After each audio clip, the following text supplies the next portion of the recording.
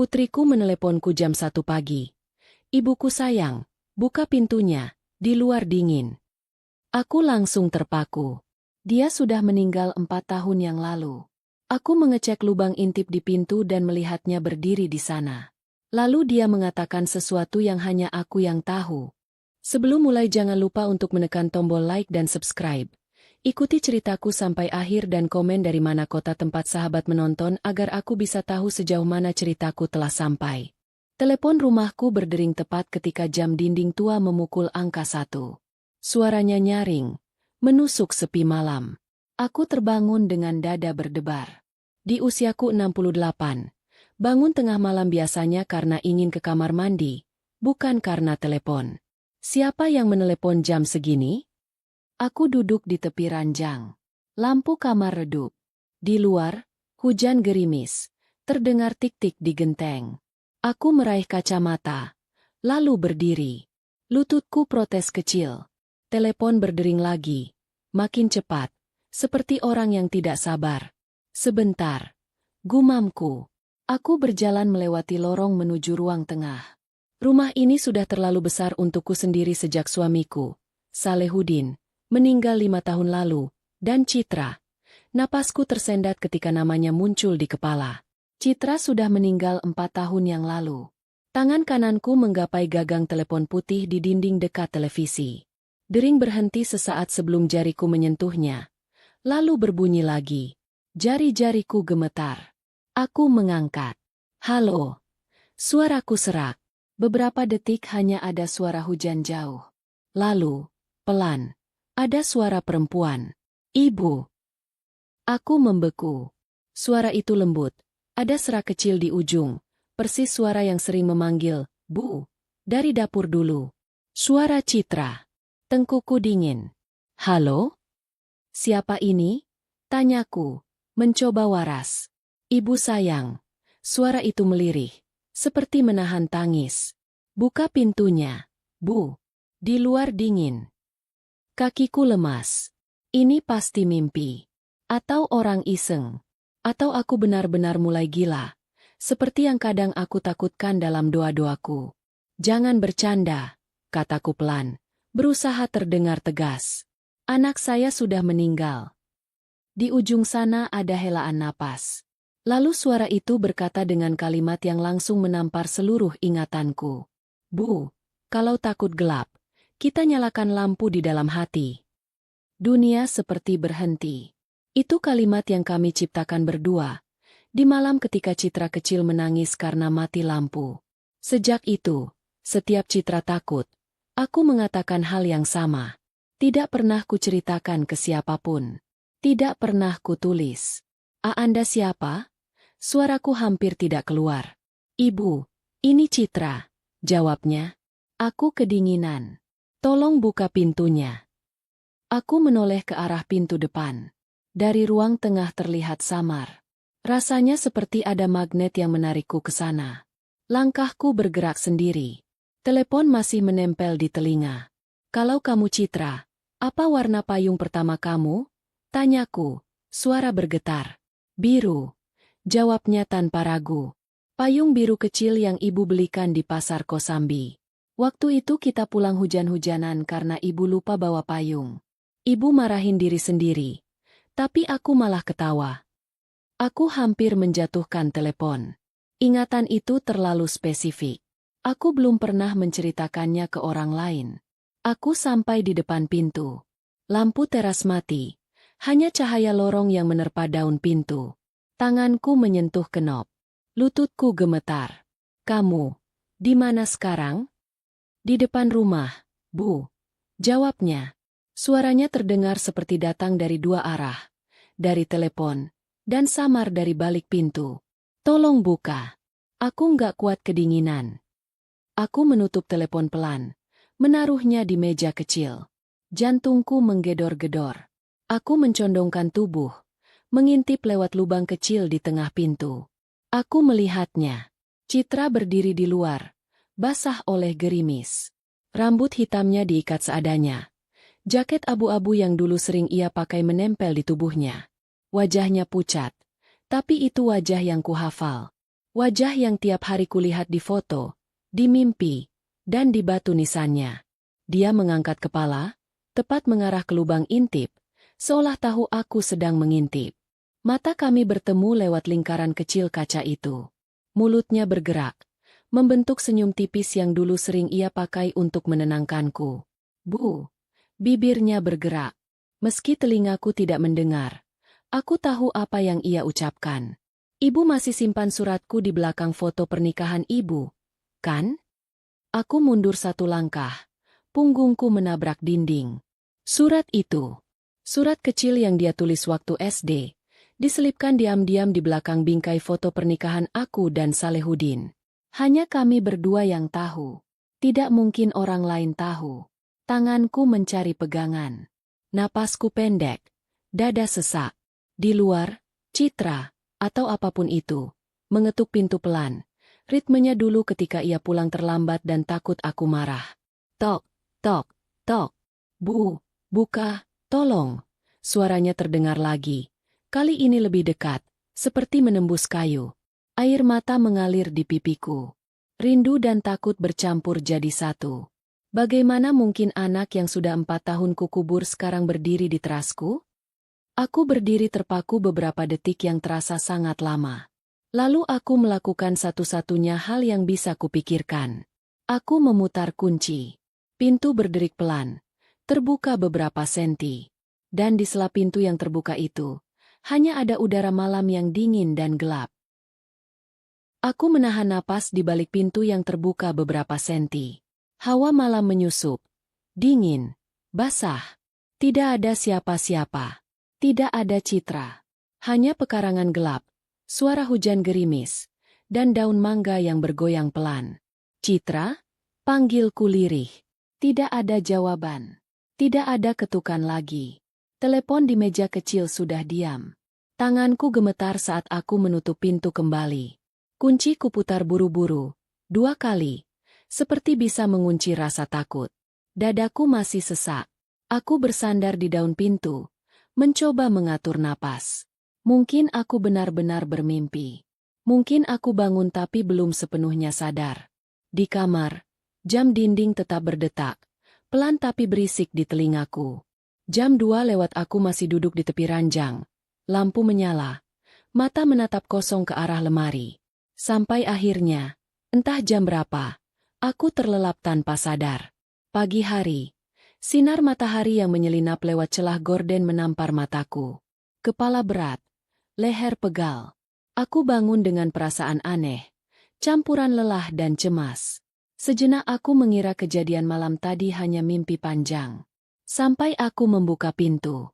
Begitu kunci berputar dan pintu terbuka, udara pagi yang dingin masuk, membawa aroma tanah basah dan sisa hujan. Mataku langsung turun ke lantai teras. Ada bekas jejak kaki basah di keramik. Jejak kecil, telanjang. Seperti seseorang berdiri lama di depan pintu sambil kedinginan. Aku memegang daun pintu kuat-kuat agar tidak jatuh. Jantungku kembali berdebar gila-gilaan. Jejak itu memanjang sedikit ke arah pagar, lalu menghilang di bagian yang sudah kering. Aku mengangkat tangan ke arah gagang pintu, dan melihat ada bekas seperti tapak tangan yang sempat menempel di sana, membuat warna kayu sedikit lebih gelap. Kalau ini mimpi, kenapa jejaknya tertinggal? Aku menelan ludah. Irma, kamu cuma kurang tidur, kataku pada diri sendiri. Sudah tua, gampang kepikiran. Jangan langsung percaya apapun. Tapi apapun yang kubilang, rasa dingin di tengkuk tidak hilang. Sekitar jam 9, bel pagar berbunyi. Aku sedikit tersentak, lalu mengintip dari jendela. Pak Rusli berdiri di depan, dengan sarung masih melilit pinggang dan peci miring. Di sebelahnya ada Bu Tuminah membawa kantong plastik. Aku keluar ke teras, berusaha tersenyum. Pagi, Pak, Bu. Pagi, Bu Irma. Sapa Bu Tuminah. Tadi malam saya lihat lampu ruang tamu ibu masih nyala pas jam 2. Ibu nggak apa-apa? Aku lupa mematikan lampu. Nggak apa-apa, Bu. Cuma susah tidur. Jangan banyak pikirin, kata Pak Rusli. Umur segini kalau kebanyakan melamun malah sakit. Nih, Saya bawain pisang dari kampung. Ia mengangkat kantong plastik. Aku mengucap terima kasih dan mengajak mereka masuk. Tapi mataku terus melirik jejak kaki di lantai. Tadi jelas-jelas kelihatan. Sekarang sudah mulai memudar karena kering, bercampur noda lama. Loh, ibu kenapa pucat begitu? Tanya Bu Tuminah, duduk di kursi rotan. Ada apa? Aku ragu sejenak. Lalu, entah kenapa, aku justru bercerita. Tidak semuanya, tapi cukup banyak. Telepon jam 1 pagi. Suara yang mirip Citra, ketukan di pintu. Ah, mungkin cuma mimpi yang kebawa sampai bangun, kata Pak Rusli, mencoba menenangkan. Saya juga pernah, Bu. Mimpi almarhum ibu saya hidup lagi. Namanya juga Rindu. Bu Tuminah mengangguk. Ibu harus banyak zikir, banyak berdoa. Jangan terlalu dipikir. Kalau perlu, ibu ke ahli pikiran juga, biar lebih tenang. Aku tersenyum tipis, meski hati rasanya tidak percaya. Mereka pamit setelah beberapa menit basa-basi. Begitu gerbang menutup, rumah kembali sunyi. Jejak kaki di teras benar-benar hilang, menguap bersama sisa air. Siang harinya, giliran Jeffrey datang. Mobil putihnya berhenti di depan rumah. Ia turun dengan kemeja biru muda rapi, celana bahan, dan tas selempang. Rambutnya disisir ke belakang, wajahnya seperti biasa, tenang, ramah, terlalu sempurna. Ibu, sapanya sambil menjabat tanganku. Maaf datang mendadak. Saya kebetulan ada pasien batal jadi sekalian mampir. Aku mempersilakan dia masuk. Aroma parfum lembut memenuhi ruang tamu. Di dinding, foto Citra dan Jeffrey saat pernikahan menatap kami. Citra tersenyum lebar. Jeffrey memegang pundaknya. Ada kabar apa, Bu? Tadi saya dengar dari Pak Rusli. Ibu kurang tidur? Tanyanya sambil duduk. Aku ragu, tapi akhirnya bercerita. Kali ini aku jelaskan lebih rinci. Suara di telepon, kalimat rahasia, sosok di depan pintu. Wajah Jeffrey tidak banyak berubah. Hanya sesekali mengangguk. Ibu masih sangat berduka, katanya kemudian. Suaranya lembut seperti terapis di televisi. Itu wajar. Otak bisa memainkan banyak hal ketika kita rindu dan merasa bersalah. Aku nggak halusinasi, Jeff, kataku pelan. Jejak kaki itu. Ada. Mungkin ada orang iseng, atau tetangga lewat. Jawabnya. Tapi isi telepon. Menurut saya itu gabungan kenangan yang muncul di kepala ibu. Ibu dan Citra sangat dekat.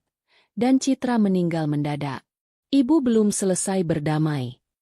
Aku menatap wajahnya. Sulit memutuskan apakah aku tersinggung atau merasa dipahami. Gini saja, lanjut Jeffrey.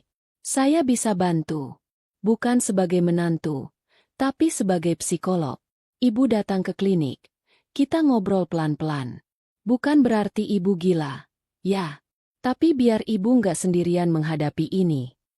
Aku nggak mau minum obat-obatan aneh, sahutku cepat. Jeffrey tersenyum tipis. Kita mulai dari ngobrol dulu.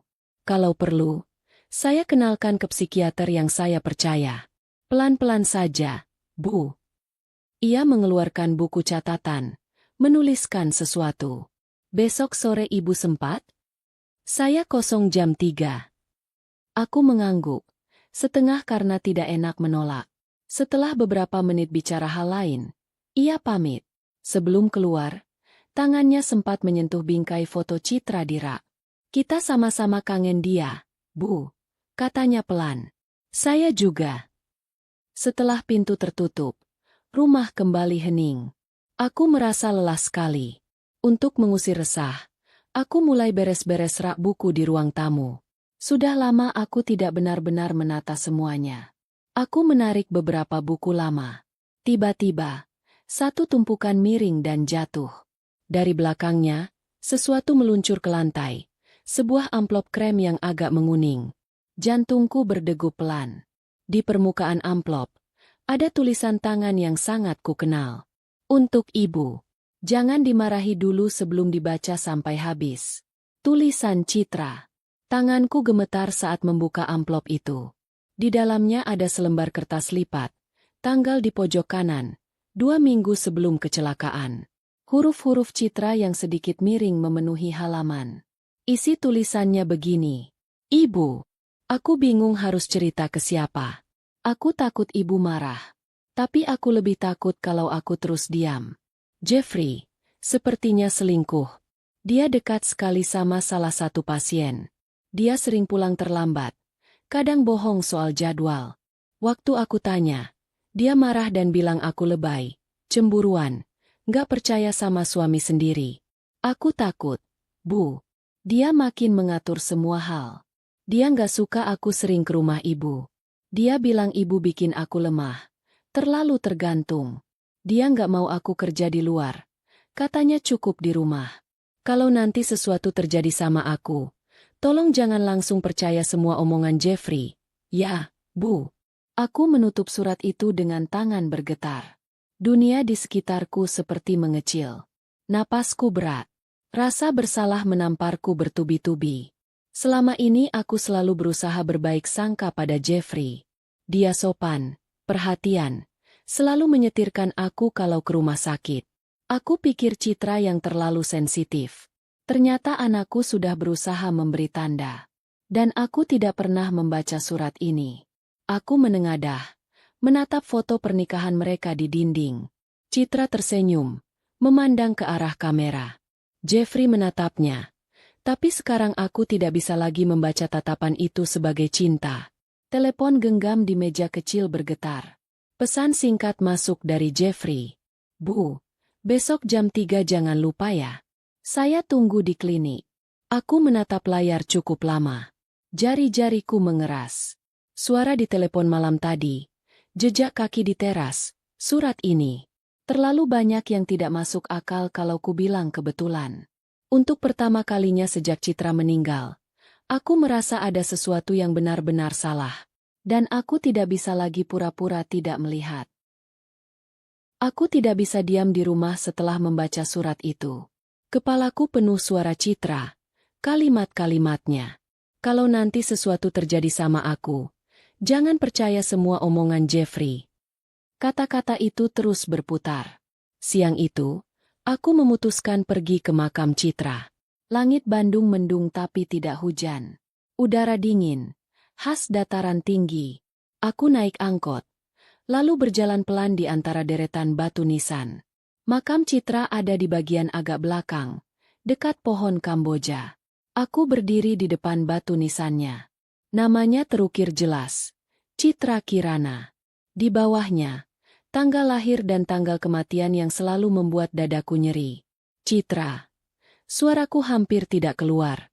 Kalau kamu masih marah sama ibu, kamu boleh marah.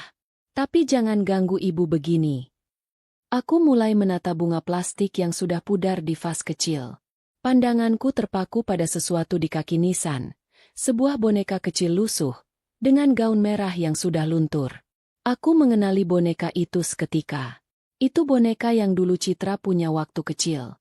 Boneka yang katanya harus tinggal di rumah ibu karena di sana aman.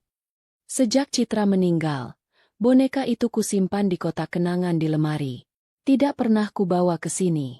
Tenggorokanku tercekat. Tidak mungkin, bisikku. Aku buru-buru pulang. Sesampainya di rumah, aku langsung menuju kamar, membuka lemari, menarik kotak plastik besar berisi kenangan Citra, baju bayi, raport SD, kartu ulang tahun. Tanganku mengaduk-aduk isinya. Boneka bergaun merah itu tidak ada. Aku terduduk di lantai, napas pendek. Kalau bukan aku yang mengeluarkan, siapa? Jeffrey tidak pernah tertarik menyentuh barang-barang ini. Orang lain tidak punya alasan. Atau Citra yang datang malam-malam itu? Pintu depan tiba-tiba diketuk keras. Aku hampir lompat karena kaget. Ibu. Suara laki-laki muda dari luar. Ini Chico. Aku menghela napas, mencoba menenangkan diri. Chico, keponakanku, anak dari adik laki-lakiku. Aku lupa pernah janji akan diajak mampir kalau dia ada liputan dekat sini. Aku membuka pintu. Chico berdiri di teras, jaket jeans, ransel hitam, rambut sedikit berantakan, Wajahnya masih mirip adikku waktu muda. "Assalamualaikum, Bu," katanya sambil tersenyum. "Maaf mendadak. Aku tadi lagi liputan di radio dekat sini. Sekalian mampir." "Waalaikumsalam. Masuk," jawabku pelan. Di ruang tamu, Ciko menaruh ransel dan duduk. Matanya langsung menangkap foto Citra di dinding. "Aku masih kaget tiap lihat foto Mbak Citra," katanya.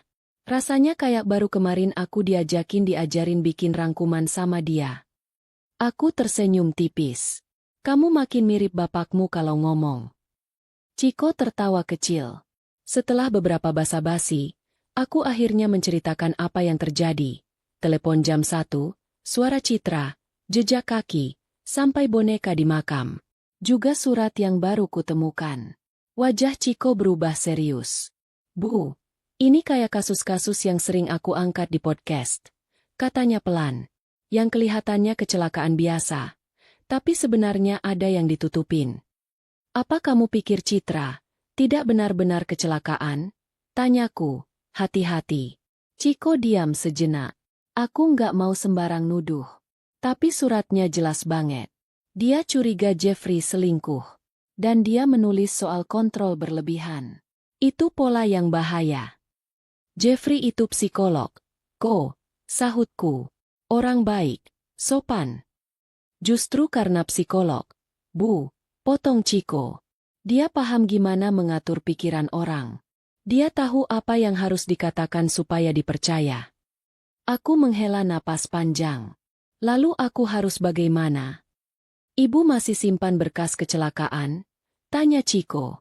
"Clipping berita, apapun?" Aku mengangguk. Aku bangkit ke kamar, mengambil map coklat dari laci.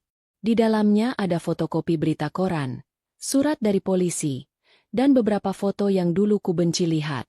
Ciko membentangkan semuanya di meja.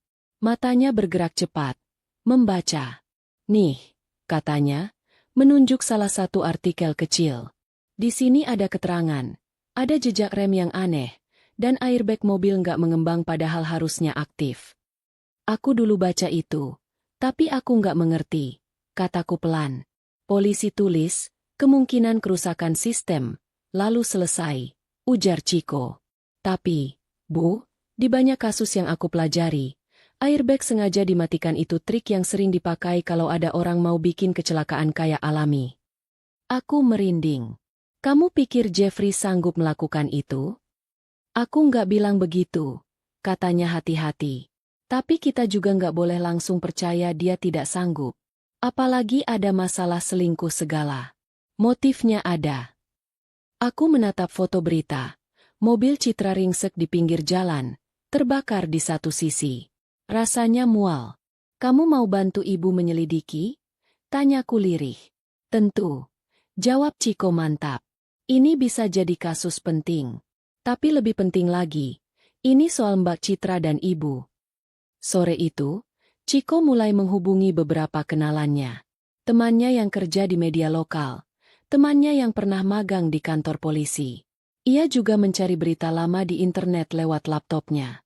"Di sini ada," katanya, menunjuk layar. Waktu itu polisi sempat mau dalami, tapi pihak keluarga korban, dia melirikku sebentar. Tidak menuntut, dan suami korban menerima hasil investigasi. Jadi ya kasus berhenti. Aku mengingat waktu itu. Aku terlalu hancur untuk memikirkan apapun. Jeffrey yang mengurus semua. Aku hanya ikut tanda tangan. Malam mulai turun. Ciko pamit pulang menjelang Isya. Janji akan kembali dengan info lebih jelas. "Bu, kalau ada apa-apa, telepon aku. Jangan cuma diam," katanya sebelum naik motornya. Rumah kembali sepi. Aku duduk di kursi rotan, memandangi surat Citra di tanganku. Sekarang bukan hanya sedih yang kurasakan, tapi juga marah. Marah pada Jeffrey, marah pada diriku sendiri, dan marah pada semua orang yang dulu meyakinkanku bahwa ini musibah biasa. Jam di dinding berdetak pelan. 9 malam. 10. Aku mencoba tidur, tapi mataku tidak mau terpejam. Pikiranku berputar ke makam, boneka, surat, airbag, Jeffrey.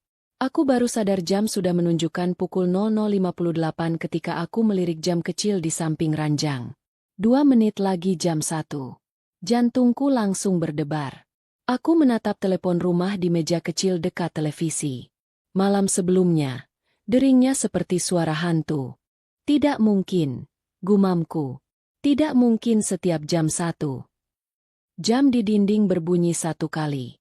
Dering telepon menyusul, tepat, tajam, memecah hening. Aku hampir menjatuhkan diri dari ranjang. Lututku lemas, tapi aku memaksa berdiri. Kali ini, aku tidak berjalan pelan. Aku melangkah cepat melewati lorong. Napas memburu. Telepon terus berdering. Aku mengangkatnya dengan tangan dingin. Halo? Ibu. Suara itu lagi. Suara Citra. Lebih pelan, lebih serak. Seperti datang dari tempat jauh. Kenapa kamu ganggu ibu? Tanyaku. Air mata mengumpul. Kalau kamu Citra, kenapa tidak muncul waktu ibu hampir gila 4 tahun lalu? Kenapa baru sekarang? Di ujung sana terdengar isak. Maaf, Bu. Aku lama terjebak. Aku nggak bisa pulang. Aku menggenggam gagang telepon lebih kuat. Terjebak di mana? Di antara hidup dan mati, jawabnya. Aku nggak bisa pergi karena masih ada yang belum selesai. Ada yang menahanku. Siapa? Aku terdengar setengah berbisik, setengah mendesak. Suara itu terdiam beberapa detik. Lalu, pelan sekali, hampir hanya berupa hembusan, ia berkata, "Jangan percaya Jeffrey." Aku terdiam. Ruangan seolah menyempit di sekelilingku. Kalau kamu benar Citra, buktikan. Kataku dengan suara gemetar tapi lebih tegas. Beri ibu petunjuk. Ibu sudah tua. Nggak kuat kalau cuma ditakut-takuti. Di ujung sana, ada tarikan napas. Datang ke tempat aku lahir, Bu. Ucapnya. Tempat pertama kali aku lihat dunia. Di sana, mereka sembunyikan sesuatu. Cari namaku di sana. Tempat dia lahir. Puskesmas bersalin itu. Telepon tiba-tiba terputus. Tidak ada nada sambung. Hanya suara detak jam dan napas sendiri. Aku berdiri beberapa detik, memegang gagang telepon yang sudah tidak ada suaranya. Lalu aku meletakkannya perlahan. Aku menatap pintu depan. Ada keinginan untuk mengecek, untuk memastikan tidak ada siapa-siapa di luar. Kakiku bergerak. Aku berjalan ke sana, memutar kunci, dan membuka pintu. Halaman depan gelap. Hanya diterangi lampu jalan yang redup. Tapi kali ini, aku jelas mendengar sesuatu. Langkah kaki menjauh di ujung jalan, pelan, seperti telapak kaki basah menyentuh aspal. Aku tidak lagi bertanya pada diriku apakah ini mimpi atau nyata. Malam itu, aku memutuskan satu hal. Besok aku akan ke puskesmas tempat Citra lahir. Aku tidak akan diam lagi. Pagi setelah telepon itu, kepalaku berat seperti habis dipukul. Tapi niatku sudah jelas. Pergi ke puskesmas tempat aku melahirkan Citra. Aku baru selesai mandi ketika bel pagar berbunyi. Aku mengintip dari jendela. Mobil putih itu sudah terparkir. Jeffrey. Belum jam 8. Aku membuka pintu. Jeffrey berdiri rapi seperti biasa. Kemeja krem, tas selempang. Senyumnya tipis. Pagi, Bu. Maaf kalau ganggu pagi-pagi. Katanya. Saya khawatir sama ibu. Tadi malam saya kepikiran terus. Aku mengangguk kaku. Masuk. Di ruang tamu, ia duduk tepat menghadap foto Citra. Matanya sebentar menatapnya, lalu beralih padaku. Ibu kelihatan capek sekali, katanya. Mimpi lagi. Aku ingin bilang, bukan mimpi. Tapi aku tahu ujungnya lagi-lagi soal halusinasi. Aku memilih diam. Bu, saya serius soal konsultasi di klinik. Lanjutnya. Ibu butuh tempat aman untuk cerita. Saya sudah kosongkan jadwal jam 3 nanti. Kalau ibu mau, saya antar dari sini. Aku mau keluar dulu pagi ini. Jawabku. Ada urusan. Urusan apa? Tanyanya. Nada suaranya masih lembut. Tapi ada sesuatu yang mengeras di ujungnya. Aku tidak menjawab. Aku tahu begitu aku menyebut puskesmas, dia akan bilang aku berlebihan. Jeffrey tersenyum, tapi matanya tidak ikut. Bu, saya tahu ibu lagi banyak pikiran. Tapi jangan pergi jauh sendirian dulu. Ibu pernah hampir pingsan di pasar. Ingat? Saya khawatir. Nada suaranya berubah menjadi seperti orang tua menasihati anak, bukan menantu ke mertua. Aku merasa sedikit tersinggung. Aku sudah tua, Jeffrey, bukan anak kecil, kataku pelan. Saya bukan maksud mengatur, ujarnya cepat. Saya cuma ibu satu-satunya keluarga yang saya punya setelah Citra nggak ada. Kalau terjadi apa-apa sama ibu, saya... Kalimatnya menggantung. Dia menghela napas panjang. Sudahlah, kalau ibu tetap mau keluar, paling tidak izinkan saya antar. Setelah itu kita ke klinik, ya? Ada tekanan halus di kata, izinkan. Seperti bukan permintaan, tapi perintah yang dibungkus sopan santun. Aku menatapnya. Ada sesuatu di dalam diriku yang ingin melawan. Tapi ada juga bagian lain yang lelah dan malas berdebat. Nanti aku kabari. Jawabku akhirnya. Sekarang aku mau sarapan dulu. Jeffrey diam sesaat, lalu berdiri. Baik, Bu. Saya nggak mau memaksa. Tapi tolong pikirkan tawaran saya. Ibu butuh bantuan profesional, bukan hanya dengar cerita-cerita menakutkan dari Chico. Aku mengerutkan kening. Maksudmu? Chico itu baik, tapi pekerjaannya cari sensasi dari kasus-kasus aneh, katanya. Jangan sampai ibu dijadikan bahan cerita. Batas antara fakta dan drama bisa kabur. Setelah itu ia pamit. Begitu pintu tertutup, aku merasa ruangan jadi lebih lapang, tapi juga lebih dingin. Rencana ke puskesmas pagi itu batal. Entah kenapa, aku merasa tubuhku terlalu lemah untuk menempuh perjalanan jauh. Aku akhirnya hanya duduk di meja makan, sarapan seadanya. Di kepala, kata-kata Jeffrey bercampur dengan suara Citra. Menjelang siang, Chico datang lagi. Kali ini ia membawa laptop dan 2 botol minuman. Bu, aku dapat beberapa hal, katanya begitu duduk. Tapi sebelum itu, aku mau tanya, ibu masih simpan laptop Mbak Citra? Aku mengangguk. Ada, di kamar. Tapi dari dulu aku nggak pernah berani buka. Boleh kalau kita coba akses? Tanya Chico. Siapa tahu ada sesuatu. Email, catatan, apa saja. Kami masuk ke kamar Citra yang sudah lama kukunci.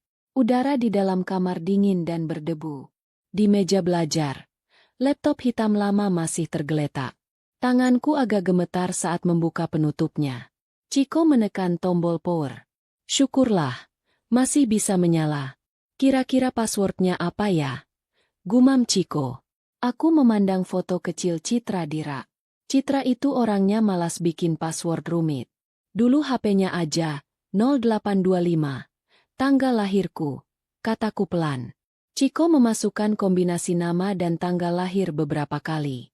Setelah beberapa percobaan gagal, aku tiba-tiba teringat sesuatu.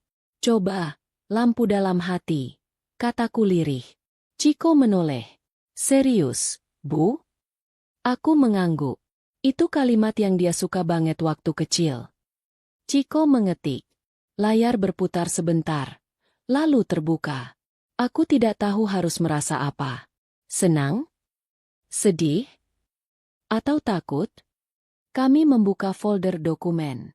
Ada laporan kerja, tabel angka, hal-hal yang membosankan buatku. Sampai Chico menemukan folder bernama pribadi, dengan ikon kecil gembok tapi tanpa password. Di dalamnya ada beberapa file catatan dan banyak email yang diunduh. Ini, kata Chico, membuka satu dokumen. Judulnya, Kenapa Aku Takut? Huruf-huruf Citra memenuhi layar. Aku membaca pelan, dan setiap kalimat rasanya seperti ditusukkan ke dadaku. Ia menulis tentang Jeffrey yang mulai cemburu pada teman kantornya, melarang dia pergi ke acara reuni, marah kalau Citra telat pulang. Ia menulis tentang Jeffrey yang diam-diam membaca pesan di ponselnya, mengecek riwayat panggilan. Lalu ada bagian tentang seorang pasien perempuan. Farah. Baca Ciko. Pasien yang sering curhat soal pernikahannya. Mbak Citra curiga Jeffrey terlalu dekat sama dia. Ada pesan larut malam. Ada sesi konsultasi yang gak tercatat. Mataku menelusuri kalimat demi kalimat. Bagaimana Citra merasa terjebak. Bagaimana setiap kali ia protes, Jeffrey balik menyalahkan. Kamu terlalu drama. Kamu seperti ibumu. Ibu kamu mengajarkan kamu curiga sama laki-laki. Di akhir catatan, ada satu kalimat yang membuatku ingin menjerit. Aku takut Jeffrey akan lebih memilih reputasinya daripada keselamatanku. Astaga, bisikku. Ciko menggigit bibir. Bu, ini serius. Ini motif kuat. Kalau Mbak Citra ancam lapor ke asosiasi psikolog atau polisi, posisi Jeffrey bisa hancur. Citra pernah ngomong mau cerai, tapi aku selalu bilang, coba dibicarakan dulu baik-baik. Suaraku pecah. Aku menutup wajah dengan kedua tangan. Dadaku sakit. Aku merasa seperti ikut mendorong anakku kembali ke rumah yang membahayakan. Ciko menepuk pelan bahuku. Ibu nggak salah sendirian. Orang nggak bisa nebak isi kepala orang lain. Yang salah tetap orang yang menyakiti.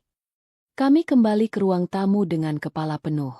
Ciko mulai menyusun semua ini dalam pikirannya seperti menyusun potongan puzzle.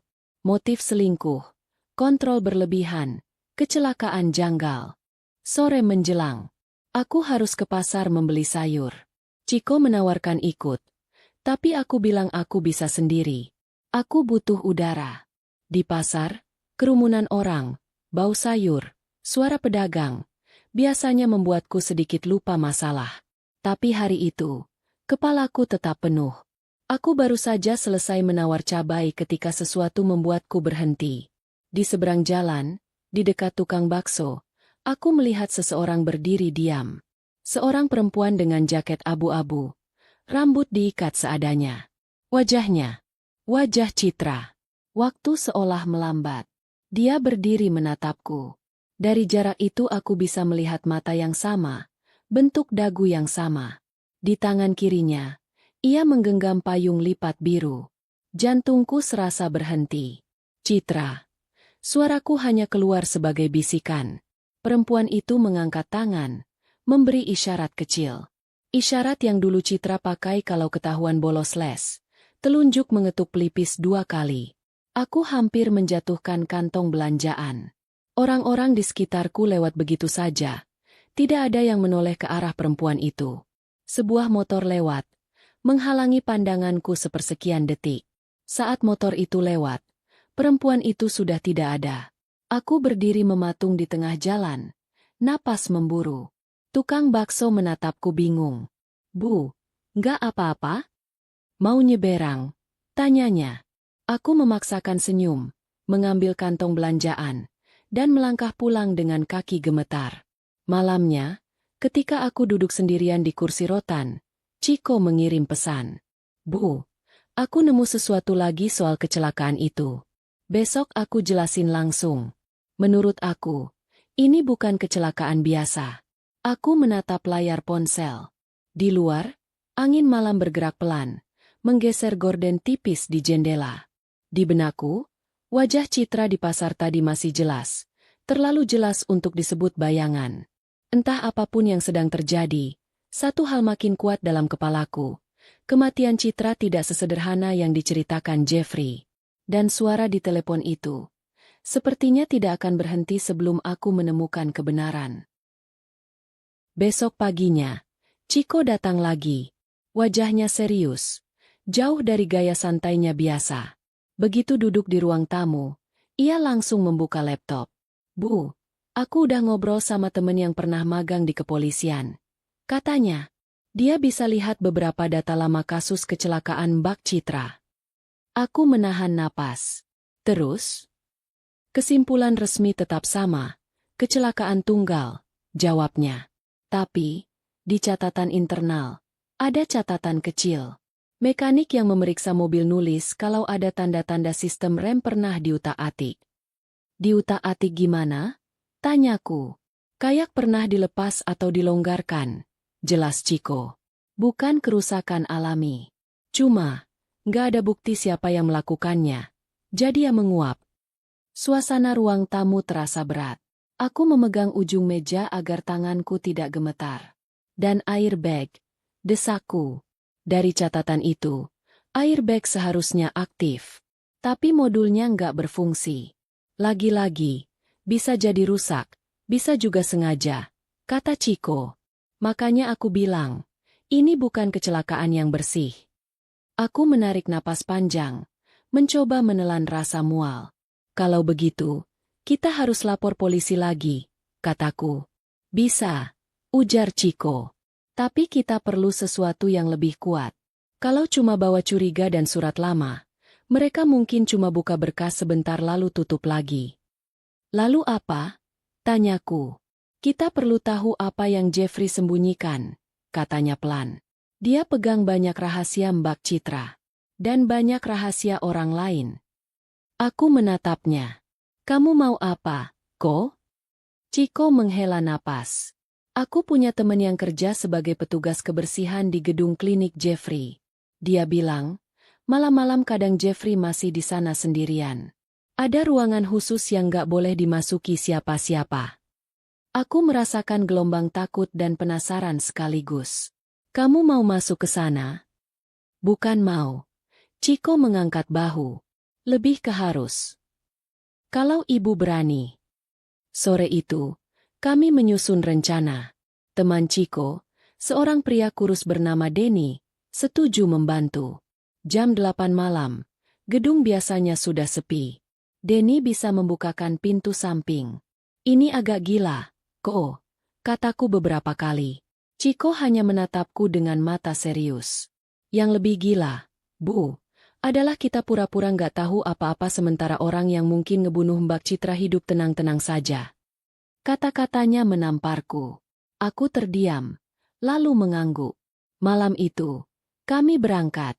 Gedung klinik Jeffrey berada di jalan yang tidak terlalu ramai. 2 lantai, cat putih, papan nama rapi. Klinik Psikologi Harmoni Jiwa Dr. Jeffrey Herdian, MPSI.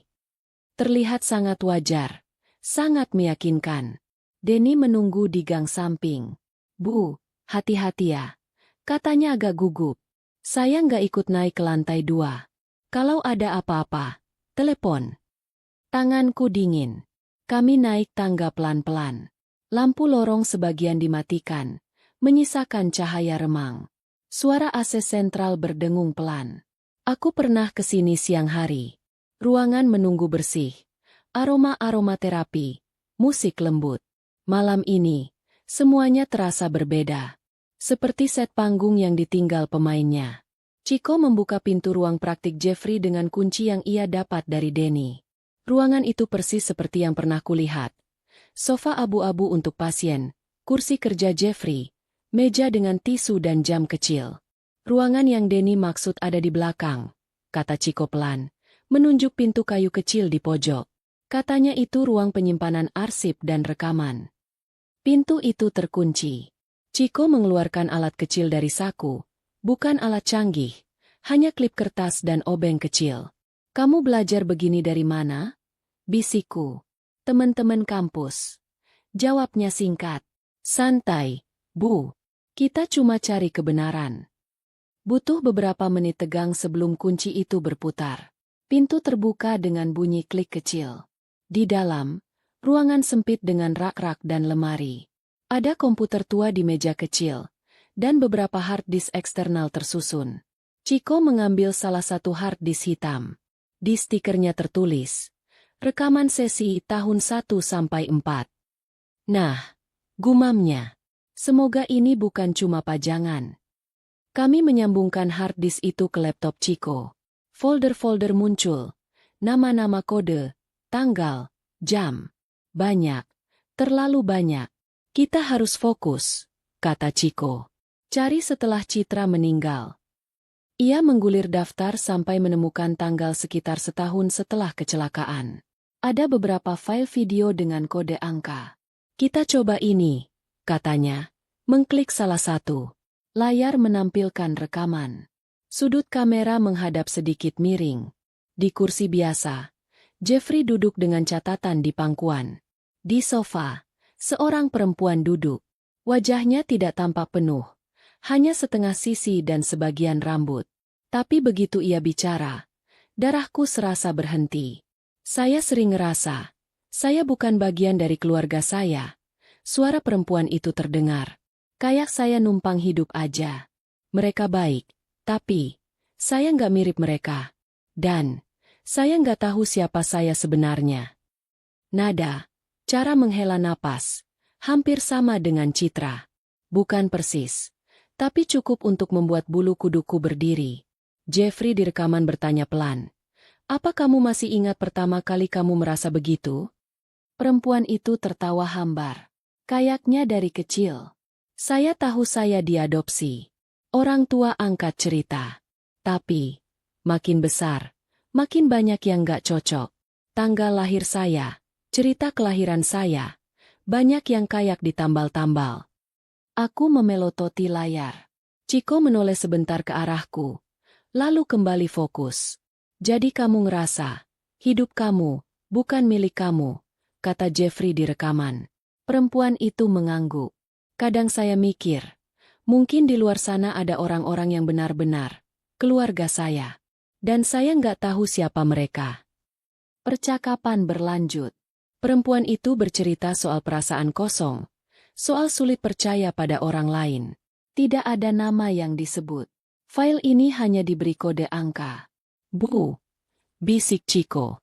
Ibu dengar nggak? Cara dia bicara mirip Mbak Citra? Bahkan mimiknya, gerak tangannya. Aku tidak menjawab. Tenggorokanku kering. Aku merasa sedang menyaksikan hantu versi lain di layar. Kita lihat file lain, kata Ciko. Suaranya pelan tapi tergesa. Kami membuka rekaman beberapa sesi berikutnya. Perempuan yang sama muncul berkali-kali. Dalam satu sesi, ia tertawa kecil dan berkata, orang tua angkat saya bilang, saya lahir di Bandung. Tapi dulu ibu angkat pernah keceplosan. Katanya saya lahir di puskesmas kecil yang sekarang udah hampir tutup. Salah ngomong, terus buru-buru diralat. Jantungku mencelos. Bandung, puskesmas kecil. Hampir tutup. Tempat aku melahirkan Citra. Aku nggak pernah merasa cocok sama rumah itu. Lanjut perempuan di rekaman. Kadang aku mimpi. Ada wanita lain yang manggil aku. Nak, dengan cara yang berbeda. Aku nggak tahu itu cuma mimpi atau. Ciko menekan tombol pause. Ruangan terasa tambah sempit. Bu, katanya pelan. Ini kebetulan yang kebangetan. Aku duduk di kursi plastik. Memeluk tubuh sendiri. Kamu pikir apa, kok? Yang jelas, Jeffrey punya pasien perempuan yang, entah kenapa, sangat dekat sama cerita kita, jawabnya. Bisa saja Jeffrey hanya tertarik pada pasien dengan masalah mirip Mbak Citra. Bisa, tapi... Tapi apa? Desaku. Kalau dia tahu ada perempuan yang punya kisah kelahiran aneh di kota yang sama, dia bisa manfaatkan itu, kata Ciko. Buat apa? Aku belum tahu. Kami buru-buru memutus sambungan hard disk dan membereskan semuanya. Aku merasa diawasi, padahal gedung itu sepi. Begitu pintu ruang arsip tertutup, aku baru bisa bernapas lebih lega. Di lorong, lampu berkedip sekali. Dada rasanya makin berat. Kami turun tangga, keluar lewat pintu samping. Angin malam menyambut kami. Dingin, tapi setidaknya itu udara luar. Di rumah, kami tidak banyak bicara. Ciko pulang setelah memastikan aku makan dan minum obat tekanan darah. Besok kita lanjut bahas, Bu, katanya di depan pintu. Sekarang ibu coba tidur. Jangan buka-buka pintu kalau ada yang ketok. Omongannya membuatku merinding. Malam itu, aku tidak bisa tidur juga. Aku duduk di ruang tengah. Lampu menyala. Jam dinding bergerak pelan menuju angka 1 lagi. Pukul 00.57. Pukul 00.59. Jam 1. Telepon rumah berdering. Aku berdiri, seolah sudah diprogram. Aku mengangkat gagang telepon sebelum deringnya terlalu banyak. Halo? Ibu. Suara itu lagi. Lembut, serak, seperti tertiup angin. Citra, kataku. Untuk pertama kalinya aku menyebut namanya ke suara itu. Apa yang kamu mau dari ibu? Maaf, Bu, aku lama, katanya. Banyak yang mengikat aku. Dia nggak mau aku bicara. Dia siapa? Tanyaku. Meski di kepalaku satu nama sudah muncul. Orang yang ibu percayai. Jawabnya datar.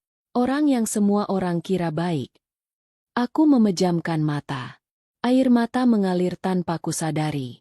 Kamu suruh ibu ke puskesmas, kataku. Kenapa? Di sana, semuanya dimulai. Suara itu menjawab. Nama aku ditulis. Lalu dihapus. Hidup aku diputus jadi dua. Mereka bohong, Bu. Mereka bohong ke ibu. Aku menggenggam gagang telepon lebih kuat. Tangan kiriku menyentuh dada. Mencoba menahan rasa sakit. Kalau ibu mau tahu siapa yang sekarang jalan di depan rumah ibu jam 1 malam. Ibu harus ke sana. Suaranya makin pelan. Tempat aku dilahirkan. Tempat aku diambil. Telepon mendadak mati. Tidak ada bunyi. Hanya napasku sendiri. Aku menutup mata. Bersandar pada dinding. Di kepalaku, potongan-potongan mulai berkumpul. Kecelakaan janggal, surat citra, pasien misterius yang merasa tidak cocok dengan keluarganya, dan puskesmas kecil di Bandung. Malam itu, rasa takutku berubah bentuk. Bukan lagi hanya takut pada suara hantu, tapi takut pada kemungkinan bahwa hidupku 40 tahun terakhir dibangun di atas kebohongan yang sangat besar. Besok, aku tidak hanya akan ke puskesmas. Aku akan memaksa siapapun yang masih hidup dan tahu sesuatu untuk bicara. Pagi itu langit kelabu. Udara dingin menusuk tulang. Aku dan Ciko duduk di dalam angkot yang berguncang pelan. Tujuan kami, puskesmas kecil di pinggiran Bandung, tempat aku melahirkan Citra. Bu, ibu yakin kuat? Tanya Ciko, memegang erat tiang di depannya. Aku sudah terlalu lama diam. Jawabku. Kalau sekarang gak kuat, kapan lagi? Angkot berhenti di dekat pertigaan. Kami turun, lalu berjalan kaki melewati gang sempit. Di ujungnya, berdiri bangunan tua dengan papan kusam, Puskesmas Cijati. Catnya mengelupas, halaman sepi. Di loket pendaftaran, hanya ada satu perempuan setengah baya dengan jilbab coklat, sibuk menulis. Nametak di dadanya bertuliskan, Karmila. Permisi, Bu. Sapaku pelan. Saya Irma Hapsari. Dulu pernah melahirkan di sini. Tahun 80-an. Bu Karmila mengangkat wajah, tersenyum sopan. Iya, Bu. Ada yang bisa saya bantu? Saya mau lihat arsip kelahiran hari itu, kataku. Tanggal sekian, bulan sekian, tahun sekian. Aku menyebutkan tanggal lahir Citra. Wajahnya sedikit berubah. Bukan curiga, tapi seperti orang yang baru disodori pekerjaan berat. Wah, sudah lama sekali ya, Bu, katanya. Arsip lama ada di belakang. Tapi nggak semua rapi. Banyak yang udah rusak kena lembab. Nggak apa-apa, saya tunggu, kataku cepat. Ia menghela napas, lalu berdiri. Kalau begitu, Ibu ikut saya saja. Biar sekalian. Kami mengikuti Bu Karmila melewati lorong sempit menuju ruangan kecil di belakang. Di sana, rak-rak besi berdiri, dipenuhi map coklat menumpuk, sebagian miring. Bau kertas tua dan sedikit jamur mencuat. Ini arsip tahun itu, kata Bu Karmila, menunjuk satu rak. Tapi mohon maaf, dokter yang dulu menangani persalinan zaman itu sudah nggak ada. Dokter Wiratno meninggal beberapa tahun lalu. Nama itu membuat perutku berkontraksi. Aku ingat wajahnya samar-samar. Laki-laki berkacamata, suara datar, tangan cepat. Kami mulai mencari. Map-map berdebu ditarik satu persatu. Tangan Ciko sigap. Matanya menyapu tulisan-tulisan di label. Bu, ini kayaknya, ujar Ciko setelah beberapa menit, menarik satu map kusam. Di sampulnya tertulis tanggal yang sama dengan hari kelahirannya Citra. Di dalam, ada beberapa lembar kertas. Formulir sederhana dengan tulisan tangan. Nama ibunya, Irma Hapsari. Nama ayah, Salehudin, kolom, jumlah bayi lahir, tertulis angka 1. Tapi yang membuatku kaget adalah bekas coretan tipis di atasnya. Seperti pernah tertulis angka lain, lalu dihapus. Tinta lama, Bu, kata Ciko pelan. Kayak pernah ditulis 2, lalu diganti 1. Tenggorokanku kering. Ini, maksudnya apa? Bu Karmila mendekat, mengerutkan kening. Saya nggak bisa pastikan, Bu. Saya nggak kerja di sini zaman itu. Tapi, dulu pernah ada gosip soal dokter yang main-main sama data kelahiran. Semacam proses adopsi di bawah tangan. Adopsi? Ulangku, nyaris berbisik. Katanya begitu. Tapi ya itu, kasusnya nggak pernah jelas. Orang-orang juga nggak berani ribut.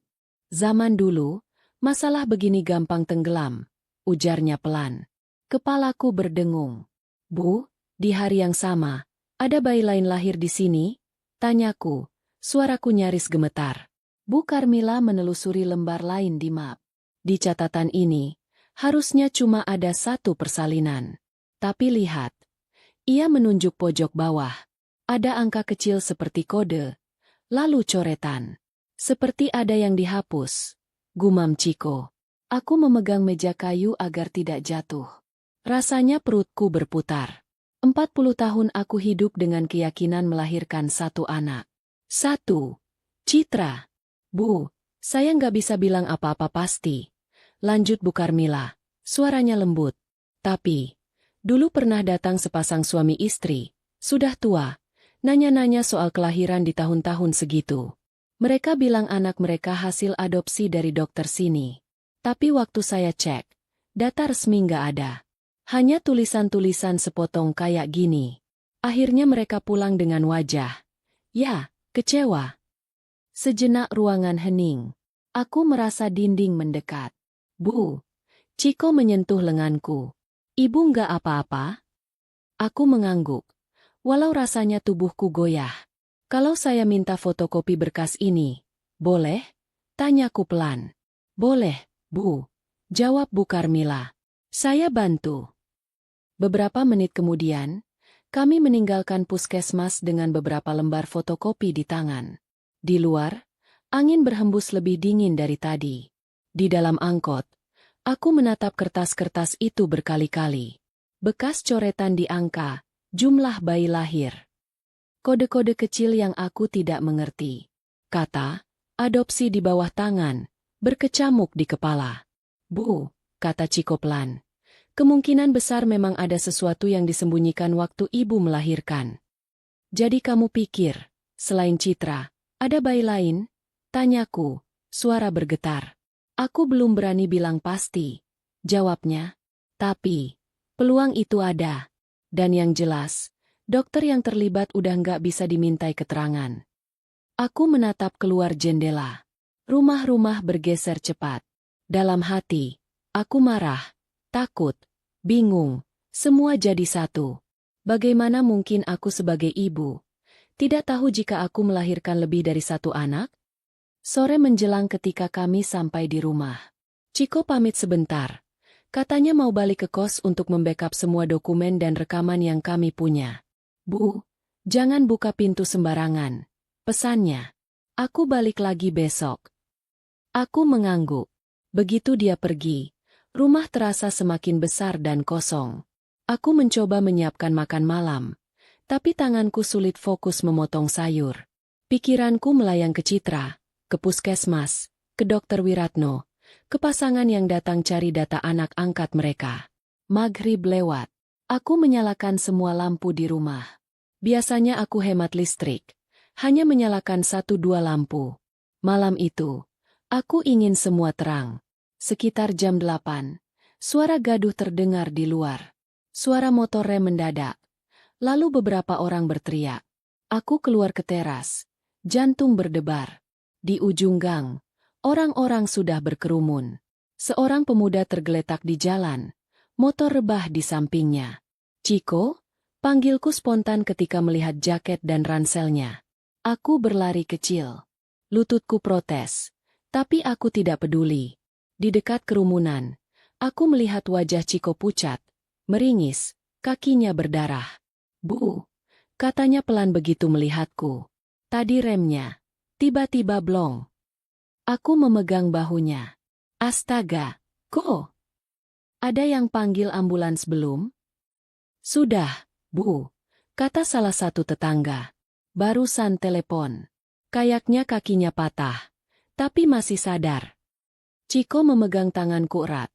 Napasnya tersengal. Bu, tas aku. Tolong jangan sampai hilang. Di dalamnya ada semua rekaman dan fotokopi. Tenang, kataku. Aku jaga. Ambulans akhirnya datang. Aku ingin ikut, tapi Ciko memaksa aku tinggal. Ibu nggak usah ikut. Aku kabarin lewat pesan. Katanya sambil meringis. Akhirnya aku kembali ke rumah dengan membawa ranselnya. Tanganku gemetar saat menutup pintu. Dalam beberapa jam, terlalu banyak yang terjadi. Arsip puskesmas, kemungkinan bayi lain, dan sekarang kecelakaan Ciko. Aku menaruh ransel di kamar, lalu duduk di ruang tamu, mencoba mengatur napas. Di dinding, foto Citra seakan menatapku. Jam di dinding bergerak pelan mendekati angka 10. Aku memutuskan untuk mandi air hangat, berharap sedikit menenangkan diri. Setelah mandi, dengan rambut masih setengah basah, aku keluar dari kamar sambil mengeringkan tangan dengan handuk kecil. Langkahku terhenti di ambang pintu ruang makan. Ada seseorang duduk di kursi meja makan, membelakangiku. Rambutnya diikat sederhana. Jaket abu-abu menggantung di punggungnya. Di meja, ada 2 cangkir teh. Salah satunya sudah mengepul tipis. Aku membeku. Perempuan itu menoleh pelan. Wajah Citra. Seperti di hari-hari terakhir sebelum ia meninggal. Tidak ada luka, tidak ada darah. Hanya wajah yang kukenal, dengan mata sedikit sendu dan bibir yang mudah tersenyum. Ibu. Suaranya lembut. Maaf, aku masuk tanpa izin. Aku tidak tahu harus menjerit atau menangis. Kak, kamu. Dia tersenyum kecil. Aku tahu ibu marah. Ibu capek. Ibu takut.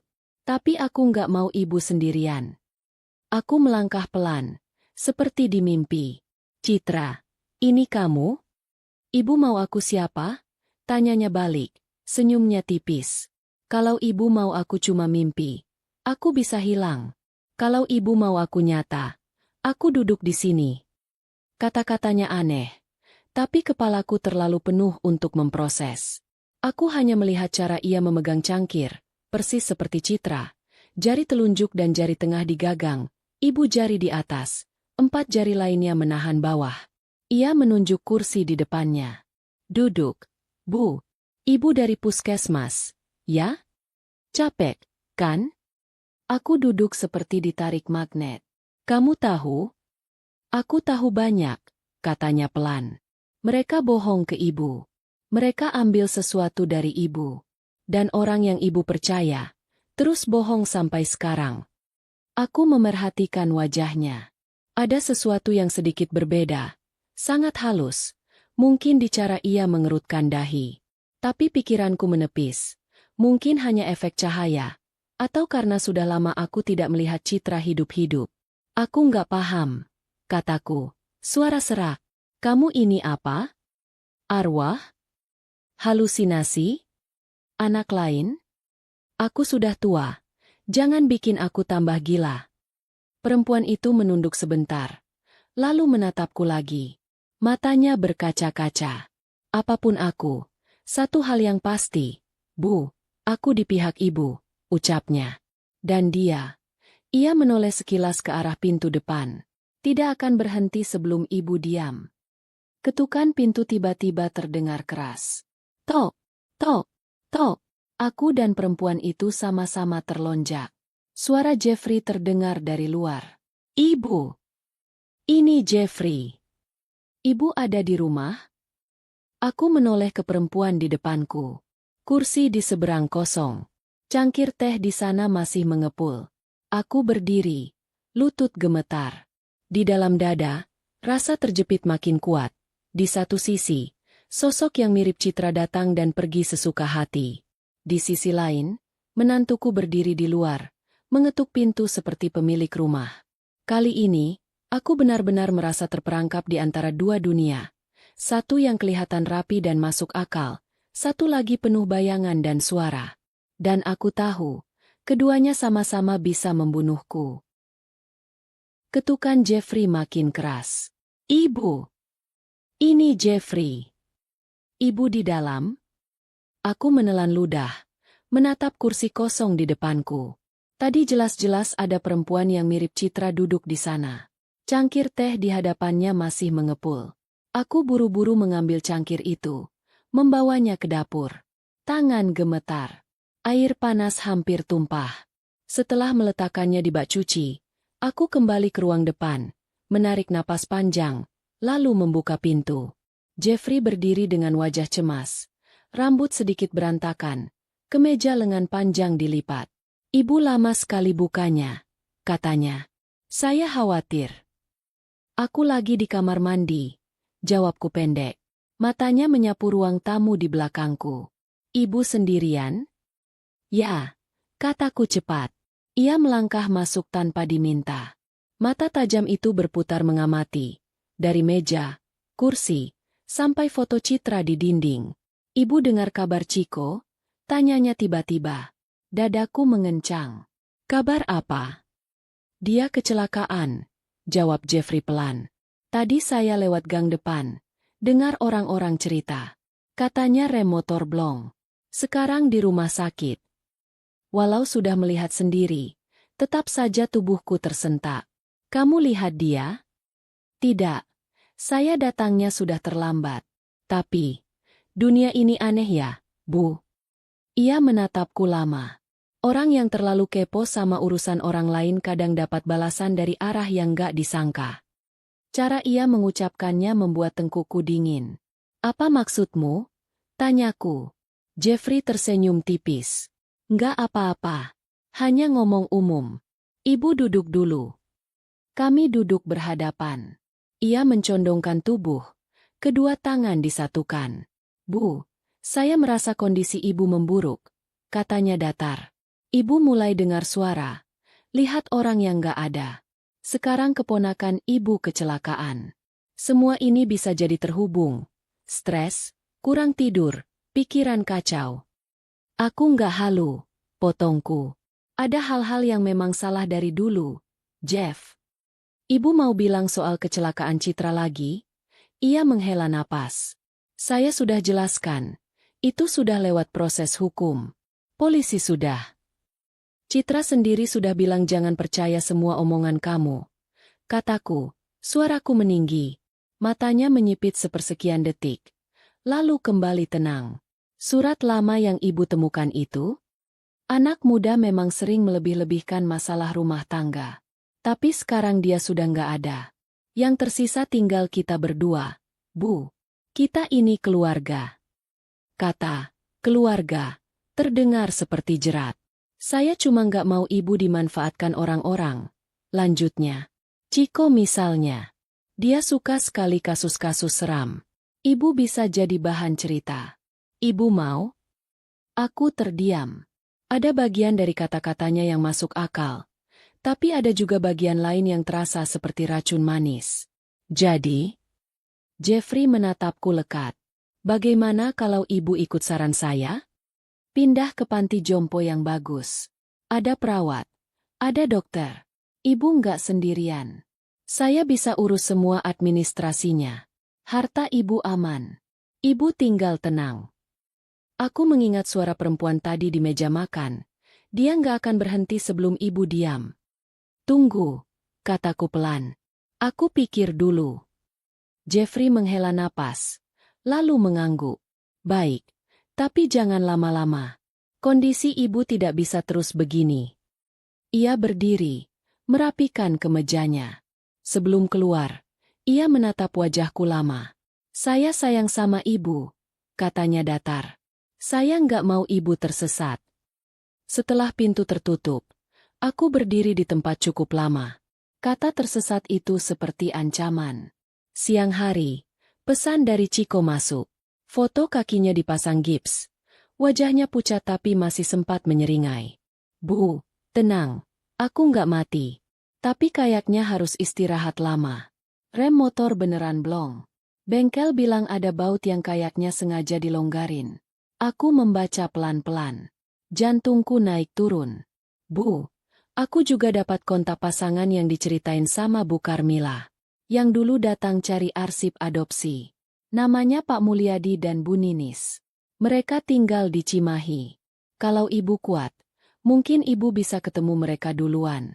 Aku bantu dari sini lewat telepon. Aku menatap pesan itu lama. Lalu menjawab singkat. Ibu pergi. Rumah Pak Mulyadi dan Bu Ninis sederhana. Cat hijau muda. Halaman sempit dengan pot tanaman. Aku datang sore-sore. Naik taksi. Tangan menggenggam map fotokopi arsip puskesmas. Bu Ninis membuka pintu. Perempuan berwajah letih. Kerudung lusuh. Mata waspada. Ibu Ninis? Sapaku pelan. Saya Irma. Saya dapat alamat ini dari puskesmas Cijati. Wajahnya langsung menegang. Kami sudah jelaskan waktu itu. Kami nggak tahu apa-apa lagi soal adopsi itu. Katanya cepat. Kami cuma orang kecil. Kami cuma ingin punya anak. Saya juga orang kecil, Bu.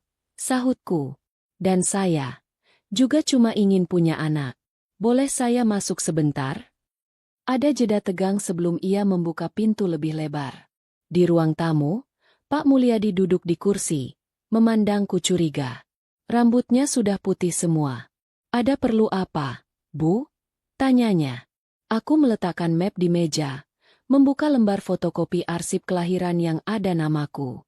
40 tahun lalu, saya melahirkan di puskesmas itu, kataku pelan.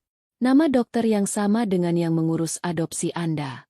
Di berkas saya, ada tanda-tanda data diubah. Mereka saling pandang. Wajah Bu Ninis mulai gemetar.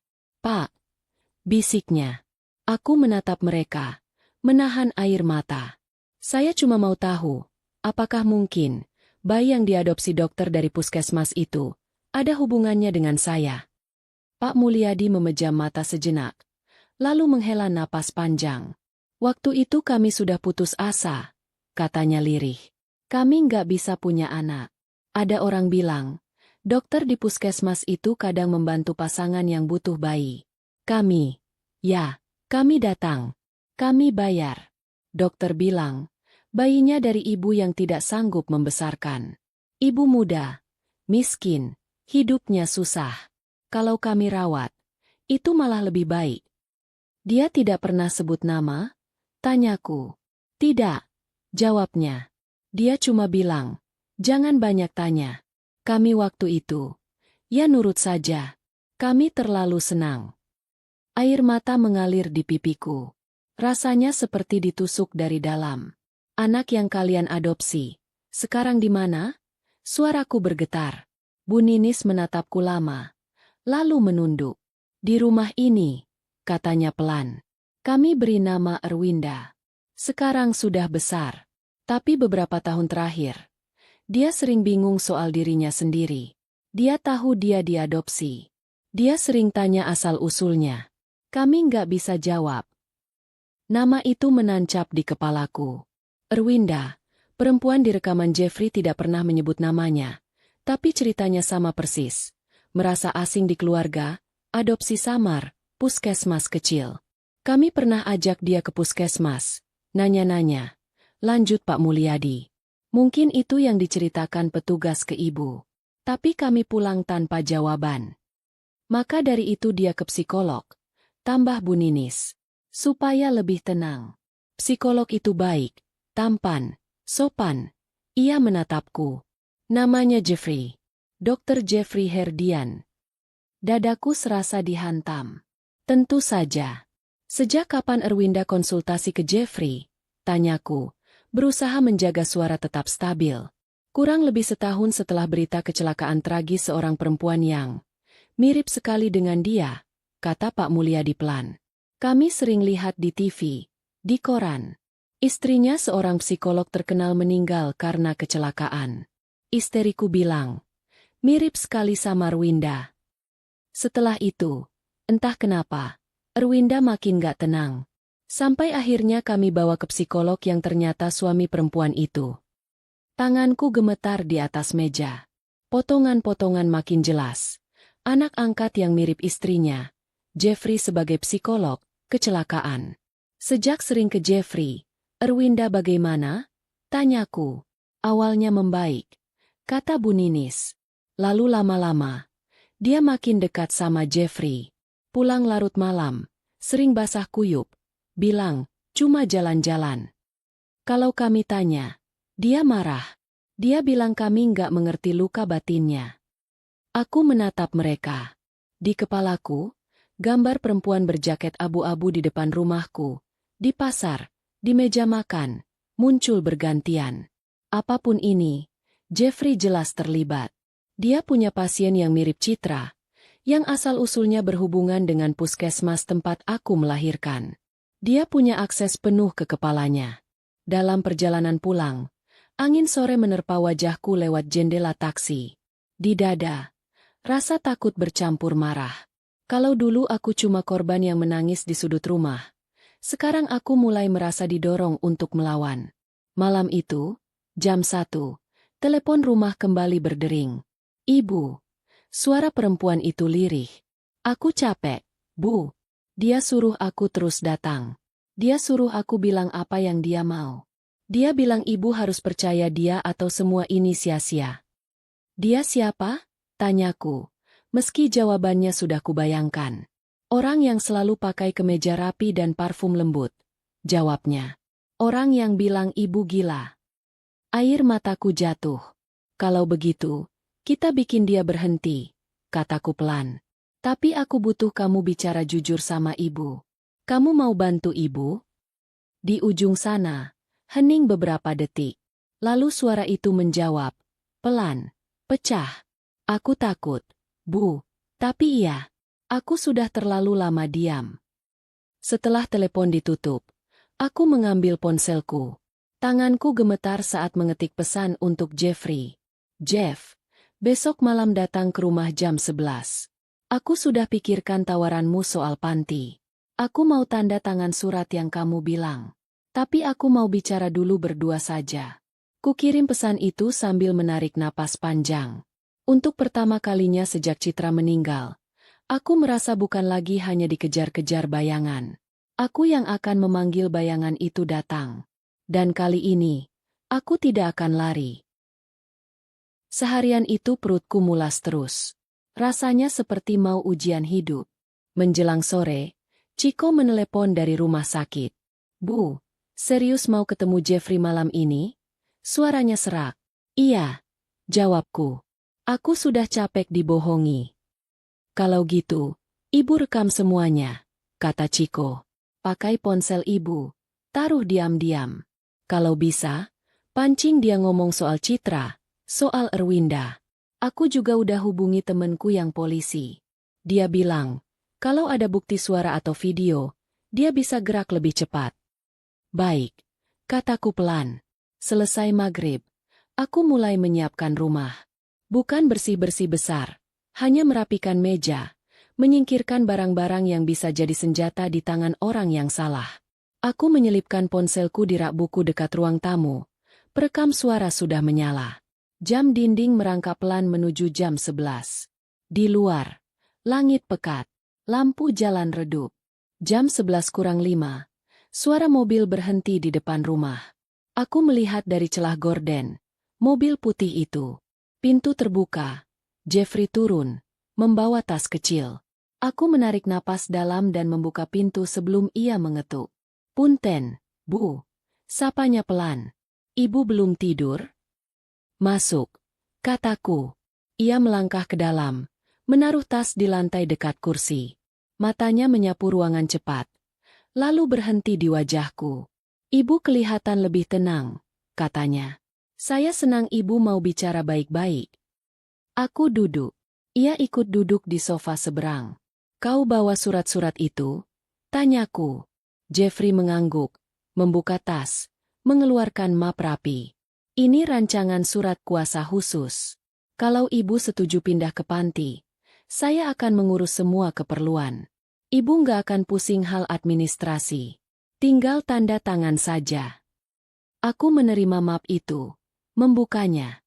Huruf-huruf kecil memenuhi halaman. Ada beberapa bagian yang kutangkap. Mengurus keuangan. Mewakili dalam keputusan medis. Kalau aku tanda tangan ini, kataku pelan, aku benar-benar menyerahkan hidupku ke kamu, ya? Ibu kan percaya sama saya? Jawabnya lembut. Saya keluarga. Aku menutup map. Jeffrey, kita bicara jujur, boleh? Ia menatapku. Tentu. Aku ke puskesmas Cijati, kataku, tanpa basa-basi. Aku lihat arsip kelahiran. Di situ tertulis aku melahirkan satu bayi. Tapi ada coretan. Ada tanda-tanda data diubah. Dan aku ketemu pasangan yang mengaku anak angkat mereka diadopsi dari dokter yang sama. Mereka bilang anak itu, perempuan, lahir di hari yang sama. Rahang Jeffrey mengeras sepersekian detik. Tangannya yang tadi santai di lutut, mengepal pelan. Tapi suaranya masih tenang. Ibu, katanya, itu kejadian 40 tahun lalu. Dokter sudah meninggal. Orang-orang itu bisa saja salah ingat. Ibu terlalu jauh menarik-narik. Namanya Erwinda. Potongku. Dia anak angkat Pak Mulyadi dan Bu Ninis. Mereka bilang, beberapa tahun lalu, mereka bawa Erwinda ke psikolog. Psikolog itu baik, tampan, sopan. Namanya Dr. Jeffrey Herdian. Ruangan hening. Mata Jeffrey menatapku, tidak berkedip. Kamu kira aku tidak tahu? Lanjutku, suara bergetar. Kamu punya pasien perempuan yang rasanya asing di keluarganya. Kamu tahu dia diadopsi dari puskesmas yang sama. Dan kamu juga tahu dia mirip Citra. Sudut bibir Jeffrey bergerak. Bukan senyum, lebih seperti otot yang menahan sesuatu. Bukankah itu kebetulan yang menarik, Bu? Katanya pelan. Pasien dengan masalah identitas. Di kota yang sama. Tentu sebagai psikolog, saya tertarik membantu. Bantu? Aku tertawa pendek, hambar. Kamu tidur sama dia juga, Jeff? Matanya berkedip cepat. Lalu kembali tenang. Ibu menuduh tanpa bukti berat sekali. Ada banyak hal tanpa bukti yang sudah bertahun-tahun aku telan. Sahutku. Kecelakaan Citra. Airbag mati. Remblong. Suratnya. Rekaman-rekamannya. Pasien yang ngerasa dirinya bukan milik keluarga.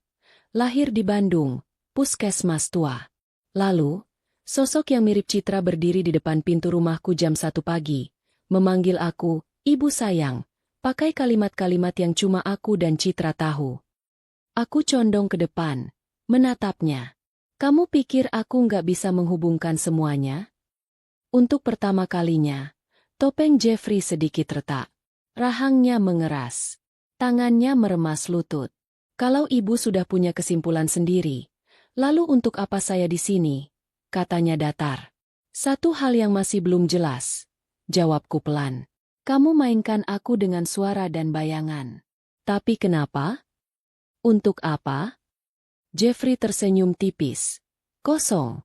Supaya ibu berhenti. Supaya ibu diam. Supaya siapapun yang punya ide gila membongkar masa lalu, tidak didengar.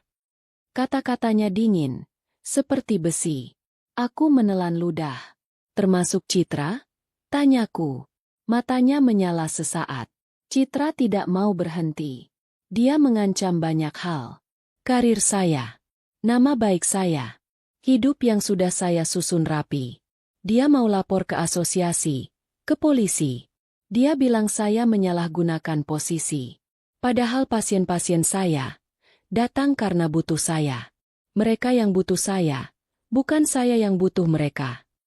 Ia tertawa pendek, tapi nadanya gila. Citra tidak mengerti itu. Napas terasa sesak. Jadi kamu bunuh Citra? Bunuh itu kata yang kasar. Katanya pelan. Saya hanya mengatur agar keadaan berjalan ke arah yang wajar. Mobil rusak itu wajar. Jalan licin itu wajar. Orang yang menyetir sambil menangis juga wajar. Polisi butuh sesuatu yang tertulis dan rapi. Saya berikan. Tanganku mengepal begitu kuat sampai sendi sakit. Dasar psikopat. Bu, ia memiringkan kepala, menatapku seperti menatap pasien. Dunia ini tidak ramah pada orang yang terlalu banyak tahu. Ciko hampir saja menyusul Citra. Sayang remnya cuma blong sedikit. Mungkin lain kali lebih berhasil. Kepalaku berdengung. Aku hampir bangkit melempar sesuatu ke wajahnya. Ketika suara jam dinding memukul angka 11.59. Lalu, hampir bersamaan, aku mendengar sesuatu. Langkah pelan di luar, diikuti ketukan halus di pintu. Tok, tok, tok. Kami sama-sama menoleh. Jeffrey menegang. Ibu, jangan dibuka. Katanya cepat. Ini sudah malam. Orang-orang aneh banyak. Ketukan terdengar lagi. Lalu, dari luar, suara perempuan memanggil pelan. Ibu, ini aku. Suara itu membuat bulu kuduku meremang. Suara yang sudah berhari-hari mengganggu tidurku. Jeffrey berdiri. Ibu duduk saja. Biar saya yang lihat. Aku yang buka. Kataku. Bangkit. Dia datang untukku. Bukan untuk kamu. Aku berjalan ke pintu. Tangan gemetar. Tapi kali ini ada amarah yang menahan rasa takut.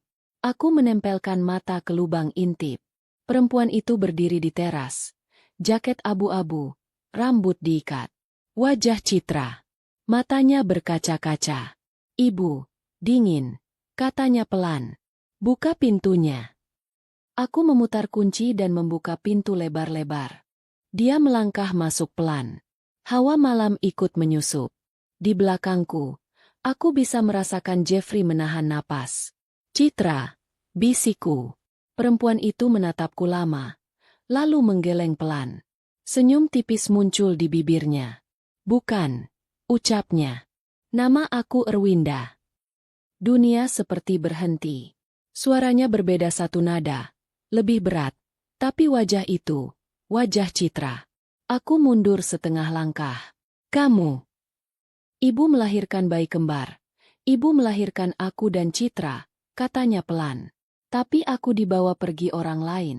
Aku tumbuh di rumah yang bukan milikku. Aku selalu merasa ada sesuatu yang hilang. Sampai aku ketemu dia. Ia melirik ke arah Jeffrey. Dia yang pertama kali kasih tahu kalau darahku sama dengan darah istrinya. Mataku basah. Dadaku sakit. Kenapa kamu nggak datang baik-baik? Kenapa harus menakut-nakuti aku? Erwinda menghela napas. Karena dia bilang begitu caranya. Katanya lirih. Dia bilang ibu cuma percaya kalau diguncang. Dia bilang, ibu dulu pilih adikku. Buang aku. Dia putar balikan semuanya. Aku menoleh ke Jeffrey. Wajahnya pucat. Tapi matanya tajam. Kenapa kamu lakukan itu? Desisku. Jeffrey tertawa pelan. Dingin. Bayangkan, Bu. Saya kehilangan istri yang sempurna. Lalu saya menemukan perempuan lain dengan wajah yang sama. Yang kosong. Yang butuh pegangan. Yang marah pada dunia. Hadiah dari langit. Bukan? Erwinda menutup mata. Menahan air mata. Dia ambil sampel DNA dari sikat gigi istrinya. Katanya. Dia tes diam-diam dengan darahku. Hasilnya. Cocok. Dia tunjukkan padaku. Dia bilang, lihat. Ibu kandungmu pilih adikmu. Meninggalkanmu dengan orang lain. Aku menutup mulut dengan tangan. Nafasku pendek. Padahal kenyataannya, suara Erwinda pecah. Dokter brengsek yang jual aku. Ibu pingsan. Nggak tahu apa-apa. Tapi bertahun-tahun aku pikir. Ibu yang buang aku. Ia menatapku. Mata penuh luka. Aku marah. Bu. Aku sakit hati. Jadi waktu dia bilang aku bisa balas ibu dengan cara halus. Aku ikut. Telepon jam 1. Berdiri di depan pintu. Mengambil boneka. Memindahkan barang. Semua skrip dia kasih. Semua kalimat rahasia. Dia yang ajarkan. Aku menoleh ke Jeffrey lagi. Kalimat rahasia. Lagu kecil kami. Surat di balik foto. Semua kamu bocorkan? Kenapa tidak? Ia mengangkat bahu. Saya punya akses ke semuanya. Laptop Citra. Ponsel. Video-video lama. Pesan suara. Saat dia tidur, saya bisa baca semua. Dunia ini milik orang yang punya informasi. Saya hanya menggunakannya. Erwinda menatapku. Air mata jatuh. Aku kira aku bantu orang yang menyelamatkanku. Ternyata aku dipakai untuk menghancurkan ibu.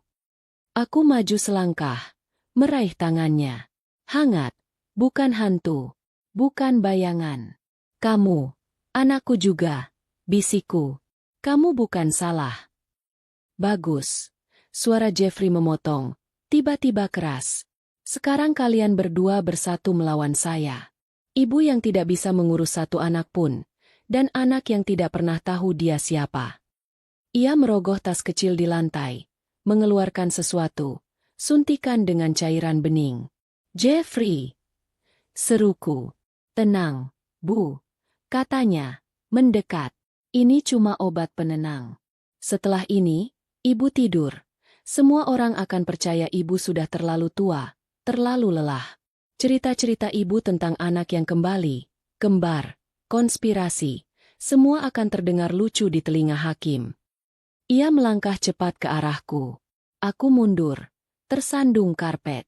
Erwinda bergerak, berdiri di hadapanku. Jangan sentuh ibu, katanya. Geser, Erwinda. Suara Jeffrey dingin. Kamu ada karena saya. Tanpa saya, kamu masih jadi perempuan bingung di rumah itu. Tanpa kamu, Citra masih hidup, balas Erwinda. Gerakan berikutnya cepat. Jeffrey menerjang, mencoba menepis Erwinda. Mereka bergulat. Suntikan hampir menusuk lengan Erwinda. Aku panik, mengambil vas bunga dari meja dan menghantam punggung Jeffrey sekuat yang kupunya. Vas pecah. Jeffrey terhuyung. Erwinda mendorongnya.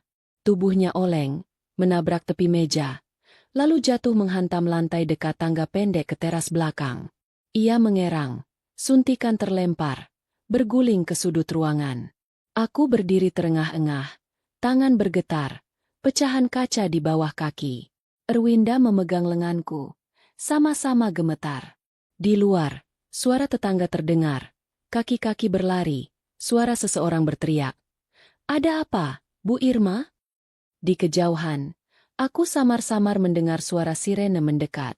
Untuk pertama kalinya, aku merasa Jeffrey tidak lagi menjadi bayangan besar yang mengatur hidupku dari balik kata-kata manis. Untuk pertama kalinya, aku merasa kami yang memegang ceritanya. Suara sirene malam itu masih terngiang di kepalaku beberapa hari kemudian. Setelah Jeffrey jatuh dan tetangga berdatangan, semuanya terjadi cepat. Polisi, ambulans, garis kuning di ruang tamu rumahku sendiri. Jeffrey tidak mati. Ia patah tulang dan luka di kepala, tapi sadar. Sayangnya buatnya, terlalu banyak orang sudah mendengar teriakannya, melihat suntikan di lantai, dan, yang paling penting, ada rekaman. Chico, dengan kaki digips, datang ke rumah hari berikutnya bersama seorang polisi muda yang ia kenal. Mereka memutar hasil rekaman dari ponselku di atas meja. Suara Jeffrey mengakui merusak rem, mengatur kecelakaan, memanipulasi Erwinda, dan rencananya membuatku tampak gila. Mendengar suaranya lagi membuat perutku mual. Tapi polisi itu mengangguk-angguk, menandai bagian-bagian penting. Ini cukup kuat, Bu, katanya. Apalagi ada data lama soal kecelakaan, arsip puskesmas, kesaksian keluarga Bu Erwinda, dan saksi-saksi lain. Dia nggak bisa lagi sembunyi di balik jas putih dan gelar. Beberapa minggu setelah kejadian, nama Jeffrey Herdian memenuhi berita. Psikolog terkenal terlibat pembunuhan istri dan penipuan pasien. Orang-orang yang dulu memuja profesionalismenya kini berebut menyatakan sudah lama curiga. Di televisi, wajahnya dipajang dengan foto kecil Citra di sudut, membuatku ingin mematikan TV setiap kali. Chico memanfaatkan koneksinya sebagai jurnalis dan podcaster. Ia membuat seri khusus tentang kasus ini.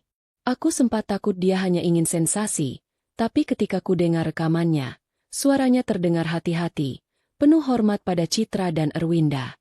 Ini bukan cerita hantu, katanya di salah satu episodenya.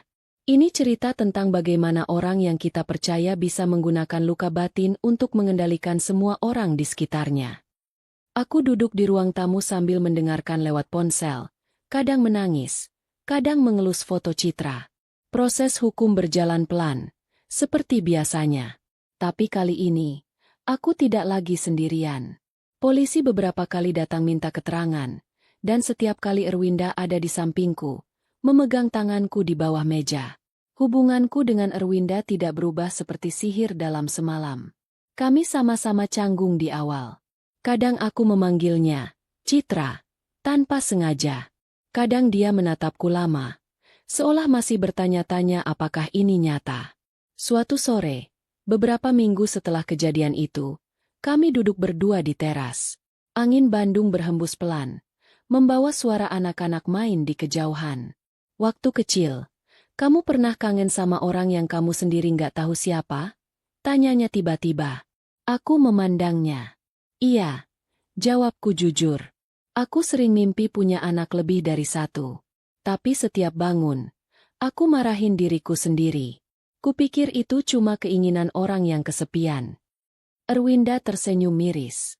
Aku juga sering mimpi ada ibu lain yang manggil aku. Bukan Ibu Ninis. Bukan dengan suara itu.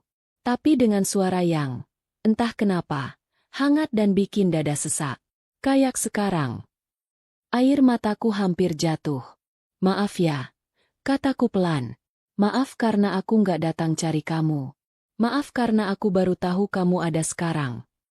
Dia menggeleng. Dokter yang dulu yang salah. Jeffrey salah. Kita korban. Dia mengucapkan kata, kita, dengan mantap. Membuat dadaku hangat. Beberapa hari kemudian, kami pergi ke makam Citra bersama. Ciko ikut, meski masih pakai tongkat. Aku membawa bunga putih. Erwinda membawa satu buket bunga ungu. Kami berdiri di depan batu nisan Citra dalam diam cukup lama. Hai, Citra, kataku akhirnya. Suara bergetar. Maaf ibu baru datang bawa dia sekarang. Erwinda menelan ludah, lalu ikut bicara pelan. Seperti takut mengganggu orang yang tidur. Hai, katanya. Aku nggak tahu harus panggil kamu apa. Adik? Kakak? Tapi, terima kasih, ya. Karena kamu, semua kebohongan akhirnya kebongkar. Karena kamu, aku ketemu ibu. Angin berhembus pelan, menggoyangkan daun Kamboja di atas kami. Aku menutup mata sejenak, membiarkan air mata mengalir tanpa malu. Aku janji, aku nggak akan buang-buang kesempatan kedua ini, bisikku. Ibu nggak bisa hidupkan kamu lagi, Citra. Tapi ibu bisa sayang Erwinda seperti seharusnya dari dulu. Kami menaruh bunga bersama-sama, berdiri berdekatan. Ciko mengambil foto kami dari belakang, dua perempuan di depan satu makam, lalu menyimpannya tanpa banyak komentar. Rumahku pelan-pelan berubah. Beberapa foto Jeffrey kuturunkan. Foto-fotonya bersama Citra kusimpan di album khusus. Aku tidak membuangnya. Aku tidak mau memotong masa lalu Citra begitu saja. Tapi aku juga tidak mau wajahnya terus menempel di dinding rumah. Sebagai gantinya, di sebelah foto besar Citra saat wisuda, kini ada foto baru. Aku, Ciko, dan Erwinda duduk di ruang tamu, semua tersenyum canggung ke arah kamera. Di foto itu, kalau tidak tahu cerita, orang mungkin mengira mereka hanya sepupu yang mirip. Kadang malam, Erwinda menginap di rumah. Ia bercerita tentang masa kecilnya, tentang sekolah, tentang rasa kosong yang selalu dia bawa. Aku bercerita tentang Citra kecil yang takut gelap, tentang lagu-lagu yang suka kami nyanyikan berdua. Kami tidak saling mengisi kekosongan itu dengan memaksa. Tapi pelan-pelan, lubangnya tidak sesakit dulu. Suatu malam, beberapa bulan setelah Jeffrey resmi ditahan menunggu persidangan, aku terbangun tanpa sebab. Refleksku langsung menoleh ke jam di dinding. Pukul 00.58. Dulu, angka itu cukup untuk membuat jantungku berpacu. Malam itu, aku hanya menghela napas. Aku keluar dari kamar, lewat lorong. Telepon rumah berdiri tenang di meja kecil. Tidak berdering. Lampu-lampu di rumah sudah kupadamkan. Hanya menyisakan satu lampu kecil di ruang tengah. Dari kamar tamu, terdengar suara samar. Tawa kecil Erwinda menonton sesuatu di ponselnya. Lalu suara notifikasi dari pesan Ciko di grup keluarga baru kami. Suara hidup, bukan suara hantu. Aku berdiri di ruang tengah, menatap pintu depan yang tertutup rapat. Tidak ada ketukan. Tidak ada bayangan di balik kaca. Hanya udara malam yang dingin, dan aku yang masih bernapas. Jam dinding memukul angka 1. 1 kali. 2 kali. Lalu hening. Aku tersenyum kecil. Jam 1 pagi. Ya, gumamku. Sekarang giliran aku yang gak takut sama kamu. Aku kembali ke kamar, tapi sebelum itu, aku berhenti sebentar di depan foto Citra dan foto baru di sebelahnya. Selamat tidur, Citra, bisikku. Selamat malam, Erwinda. Aku mematikan lampu. Rumah tenggelam dalam gelap yang tenang. Bukan gelap yang mengancam, tapi gelap yang bisa kuterima. Untuk pertama kalinya setelah 4 tahun, aku tertidur tanpa menunggu dering telepon jam 1 pagi. Putriku meneleponku jam 1 pagi. Ibuku sayang, buka pintu.